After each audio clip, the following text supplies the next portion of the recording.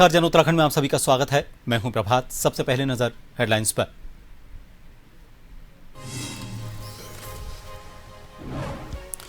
बस्तर में मध्य क्षेत्रीय परिषद की 26वीं बैठक। सीएम धामी ने उठाए उत्तराखंड से जुड़े अहम मुद्दे।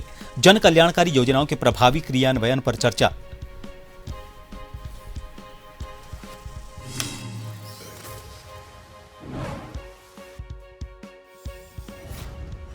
उत्तराखंड के 2 बार सीएम रहे बीसी खंडूरी का निधन। 50 दिन से अस्पताल में थे भर्ती। कल हरिद्वार में होगा अंतिम संस्कार। सीएम धामी ने दी श्रद्धांजलि। ऋषिकेश में उज्जैनी एक्सप्रेस के 3 कोच पटरी से उतरे। शंटिंग के दौरान बफर से टकराया इंजन। झटके के साथ रुकी ट्रेन। एक बोगी बीच से मुड़ी।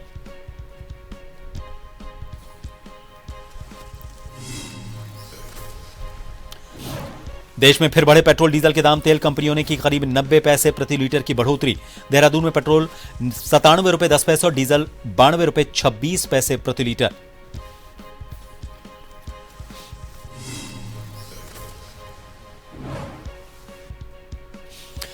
और उत्तराखंड में 22 मई तक हीट वेव का अलर्ट। देहरादून समेत 4 जिलों में पारा 40 डिग्री पार पहुंचने की संभावना। एडवाइजरी जारी।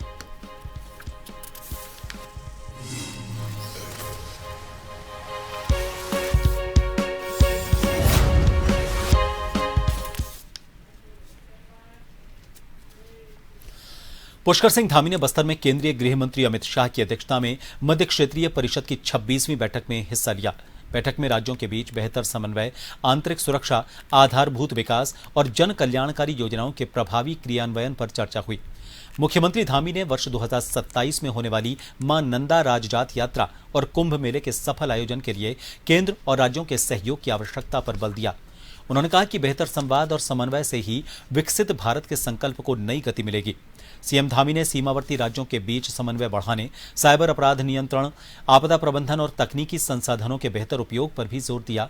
उन्होंने कहा कि उत्तराखंड सरकार सांस्कृतिक विरासत, पर्यटन, सुशासन और महिला युवा सशक्तिकरण को प्राथमिकता देते हुए निरंतर काम कर रही है।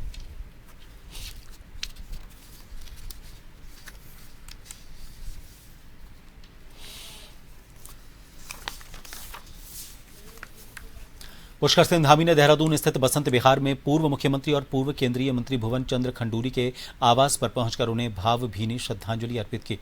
छत्तीसगढ़ प्रवास से लौटने के तुरंत बाद मुख्यमंत्री धामी सीधे खंडूरी के निवास पहुंचे और दिवंगत आत्मा को श्रद्धासुमन अर्पित करते हुए विनम्र नमन किया।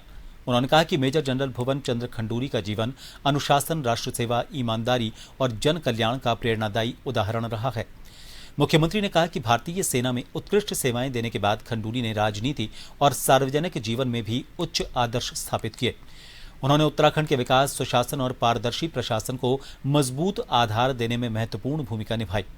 धामी ने कहा कि अपने कार्यकाल के दौरान खंडूरी ने जनहित को सर्वोच्च प्राथमिकता देते हुए कई दूरदर्शी फैसले लिए, जिनका फायदा आज भी प्रदेशवासियों को मिल रहा है।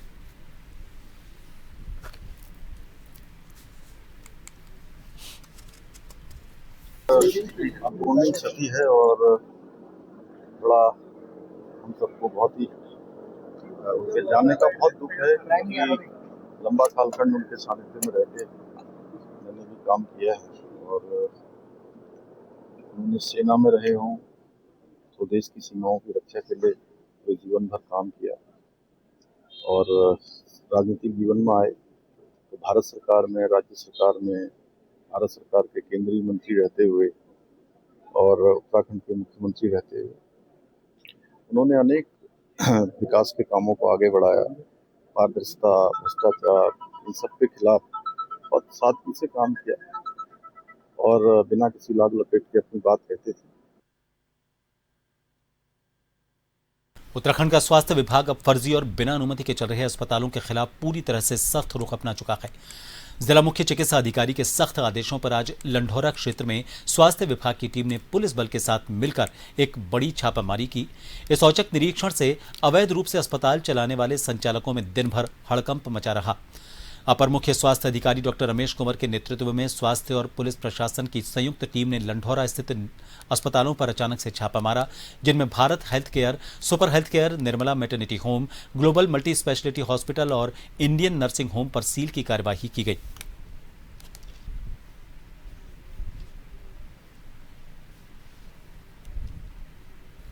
शिकायतें प्राप्त हो रही थी कि कुछ क्लिनिक या नर्सिंग होम जो है प्रॉपरली मानकों के अनुरूप नहीं चल रहे हैं, इसलिए नोडल अधिकारी को आदेशित किया गया था कि और आज उन्होंने लगभग 5 के खिलाफ कार्रवाई करी है।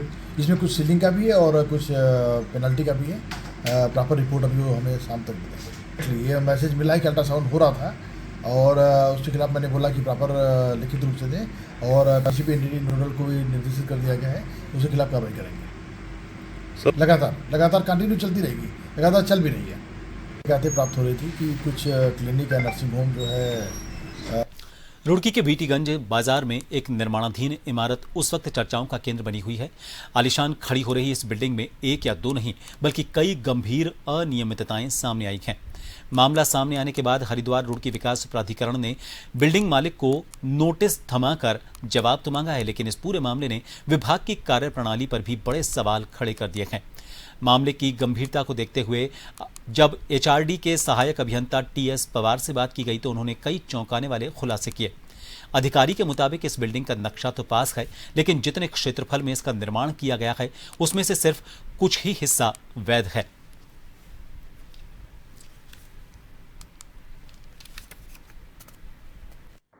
वो प्रकरण मेरे संज्ञान में है, सब आपने पहले उठाया था मुद्दा। उसका नक्शा तो पास है, लेकिन जो है नक्शे से विचलन करते हुए जो उसमें निर्माण किया गया, उसका हमारे यहाँ से लिए ऑफिसर जो है उसका वाद भी आयोजित किया गया था और उसमें जो है उनके द्वारा कंपाउंड किए जाने के लिए भी जो किया गया, कंपाउंड के लिए जो उनके द्वारा सर्टिफिकेट दिया गया और कंपाउंड उसके बाद ही है परीक्षण करने के उपरांत भी इसमें जो भी समन योग्य होगा वो समन किया जाएगा, नहीं हो तो नियमानुसार जो अग्रतर कार्रवाई अमल में लाई जाएगी।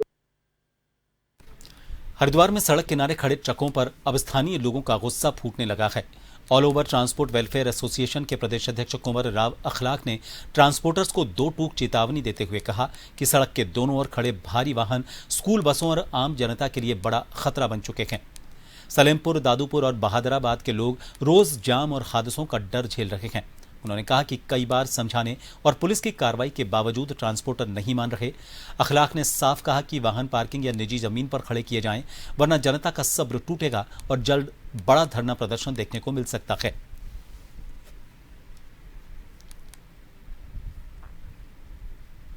भी यहाँ लोकल जो जनता है उनका आक्रोश है इस बात पे। हमने बोला है ट्रांसपोर्टर को, कई बार बोल दिया कि अपने जो वाहन है वो वाहन या तो पार्किंग में खड़े करें या कहीं साइड में कहीं ज़मीन ले गए वहाँ खड़े करें।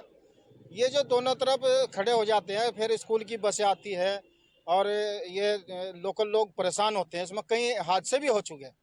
तो मेरा मानना तो ये, मैं नहीं कहता कि भाई ट्रांसपोर्टर को तुम अपनी गाड़ी अपने सड़क पर खड़े करें, अपना वाहन हमेशा ऐसी जगह खड़े करें। यहाँ पार्किंग है, सरकारी पार्किंग है, नहरवाई के बराबर में पार्किंग है, कहीं भी खड़े कर ले, कहीं भी 2-4 बीघे जमीन लेके वहाँ खड़ी कर ले, हर गाड़ी से अपना वसूली करते रहे। तो मेरा मानना ये नहीं कि मैं ये नहीं कहता कि मैं भाई ये ट्रांसपोर्टर जो है वो अपने ऑफिस के आगे खड़ी करे या सड़क के किनारे खड़ी करे। इससे लोकल लोगों को बहुत बड़ी दिक्कत होती है।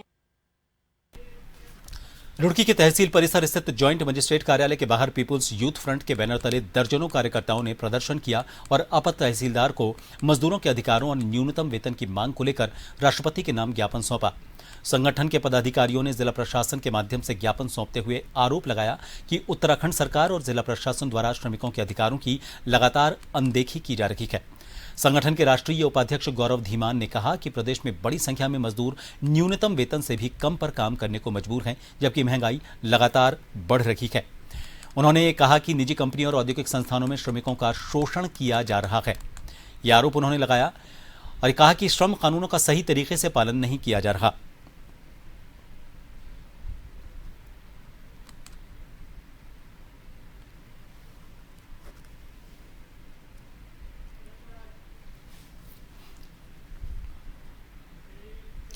देहरादून के विकासनगर में नशे के खिलाफ बड़ी कार्रवाई करते हुए पुलिस ने पति पत्नी को अवैध चरस के साथ गिरफ्तार किया है।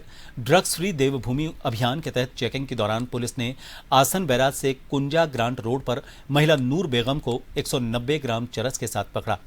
वहीं उसके पति काबुल को कुंजा क्षेत्र से 136 ग्राम चरस के साथ गिरफ्तार किया गया। दोनों आरोपित सहारनपुर के रहने वाले हैं। पूछताछ में खुलासा हुआ है कि मजदूरी से गुजारा न होने पर ये लोग चरस खरीदकर विकासनगर के ढकरानी क्षेत्र में बेचने आए थे। बरामदगी के आधार पर दोनों के खिलाफ एनडीपीएस एक्ट में मुकदमा दर्ज कर लिया गया है।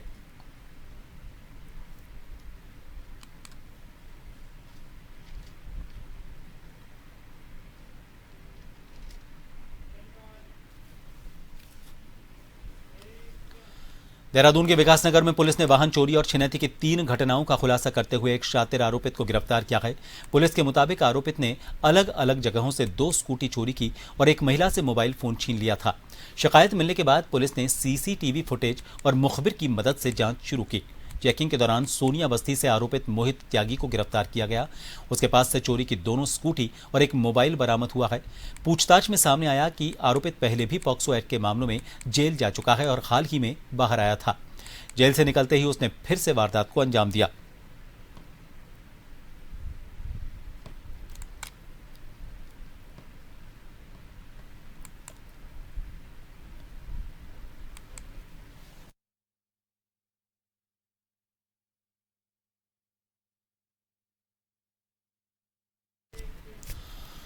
इस समय चारधाम यात्रा अपने पूरे पीक पर है। देश के अन्य राज्यों से यात्री चारधाम की यात्रा करने के लिए उत्तराखंड पहुंच रहे हैं।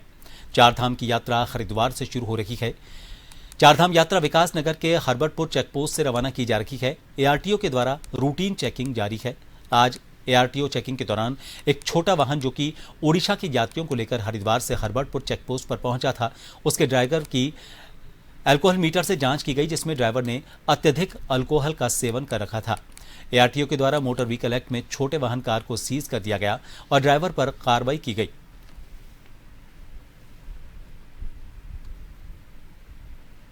वैसे हम लोगों की जो है चारधाम यात्रा के दौरान रूटीन चेकिंग तो जारी रहती है, हमेशा ही रहती है। लेकिन अभी कटापत्थर की तरफ से जो ये एक गाड़ी जा रही थी UK 08 नंबर की, और इसमें उड़ीसा के सवारी उड़ीसा के लोग थे और वो चारधाम यात्रा के लिए जा रहे थे।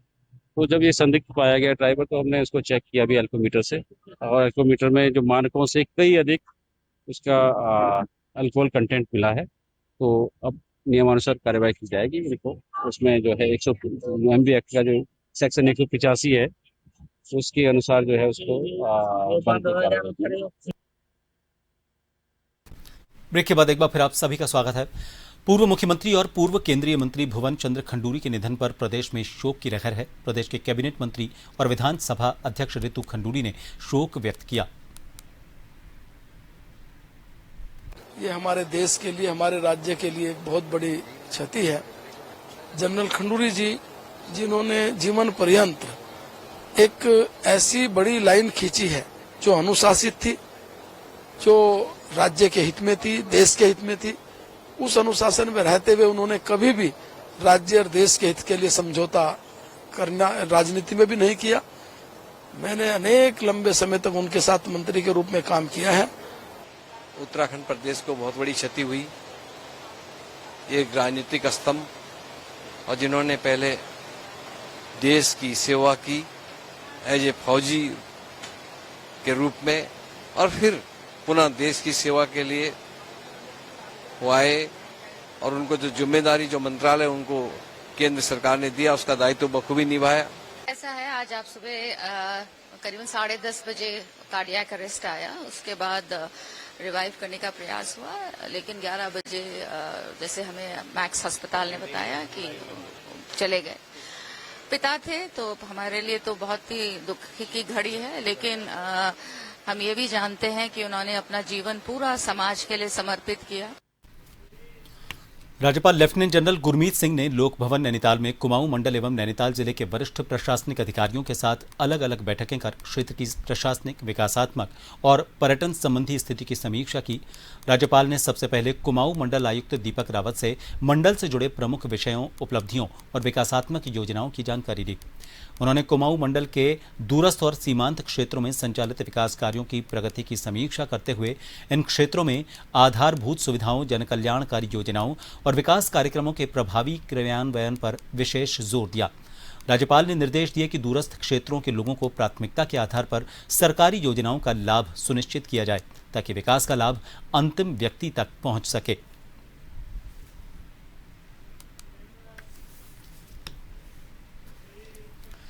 उत्तराखंड के ऋषिकेश में उज्जैन एक्सप्रेस के 3 डिब्बे पटरी से उतरने की घटना सामने आई है। हालांकि राहत की बात यह है कि अब तक किसी के घायल होने की सूचना नहीं है। घटना के बाद रेलवे और स्थानीय प्रशासन की टीमें तुरंत मौके पर पहुंची और बचाव और राहत कार्य शुरू किया। यात्रियों को सुरक्षित निकाला गया। ट्रैक बहाली का काम भी तेजी से किया जा रहा है। फिलहाल मामले की जांच भी की जा रही है।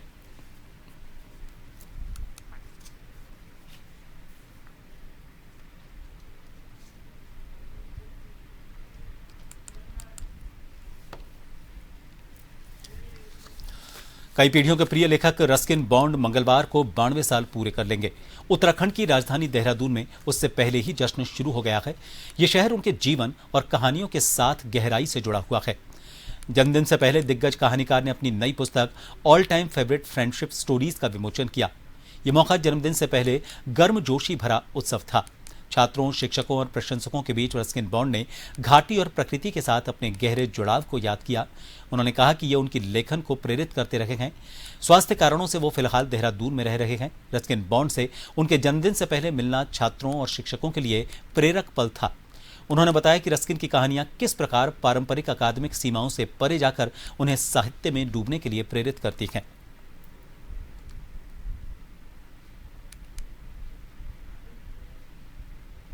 It's wonderful to be out here with young people, and it's after some time I'm with a lot of young people because, well, I've been for several months now bedridden. Many of my stories were written here in Dehradun in the valley, and some were written in Delhi and some were written in London and wherever I moved about, because I've never stopped writing. But my love for the hills goes back to the time I was growing up, and I used to like going on treks and walks in the hills and getting to know nature and the animals and birds around me. Uttarakhand में गर्मी बढ़ने के साथ ही राजधानी देहरादून समेत कई इलाकों में पेयजल संकट गंभीर होता जा रहा है। लो प्रेशर और बाधित जलापूर्ति से लोगों को परेशानी हो रही है। हालात को देखते हुए उत्तराखंड जल संस्थान अलर्ट मोड पर है।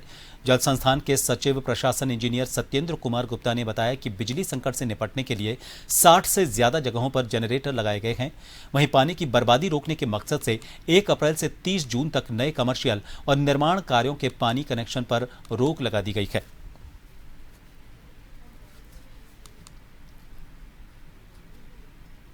गर्मियों के टाइम में पानी की डिमांड बढ़ जाती है, इलेक्ट्रिसिटी की रिक्वायरमेंट ज़्यादा होती है, तो वहाँ की तरफ से भी डिमांड बढ़ने से थोड़ा इलेक्ट्रिसिटी की वजह से प्रॉब्लम आती है। तो गर्मियों में हमारी जो विभाग की तैयारी रहती है, हम लोगों ने जो जहाँ संभावित नगर के क्षेत्र होते हैं, मोहल्ले होते हैं या ग्रामीण में जो बसावटें हैं हमारी, उसको चिन्हित किया है। जैसे हम पूरे उत्तराखंड की अगर हम बात करते हैं तो हमारे 369 मोहल्ले हैं, नगरीय क्षेत्र, जहां हमने चिन्हित किया है जहां समस्या हो सकती है। और जो ग्रामीण क्षेत्र है वो 691, लगभग 691 मोहल्ले रहते हैं जहां पे सोर्स की कमी या अन्य कारण से पेयजल की कमी होती है या दिक्कत होती है। हमारी उसमें वैकल्पिक व्यवस्था रहती है कि हमारे टैंकर्स के माध्यम से हम जलापूर्ति कर पाते हैं। जहाँ कभी ट्यूबवेल फूकने से कोई परेशानी होती है या कम वहाँ पे प्रोडक्शन हो पाता है, तो उसके लिए हमारे डिपार्टमेंट के लगभग 86 टैंकर हमारे अवेलेबल हैं, जो पूरे उत्तराखंड में अवेलेबल है। चंपावत जिला मुख्यालय में मुख्य शिक्षा अधिकारी कार्यालय के बाहर उत्तराखंड राज्य जूनियर हाई स्कूल शिक्षक संघ ने अपनी 13 सूत्रीय मांगों को लेकर जोरदार प्रदर्शन किया और सरकार के खिलाफ नारेबाजी कर विरोध जाहिर किया। जिलाध्यक्ष रमेश देव के नेतृत्व में बड़ी संख्या में शिक्षकों ने समान कार्य समान वेतन, पुरानी पेंशन बहाली, पदोन्नति, टीईटी से दूर छूट समेत कई मांगों को उठाते हुए कहा कि वर्षों से मांगे लंबित हैं, लेकिन कोई सुनवाई नहीं हो रही। शिक्षकों ने डीएम के माध्यम से मुख्यमंत्री और शिक्षा मंत्री को ज्ञापन भेजा और ये चेतावनी दी कि यदि जल्द समाधान नहीं हुआ तो प्रदेश भर में उग्र आंदोलन किया जाएगा।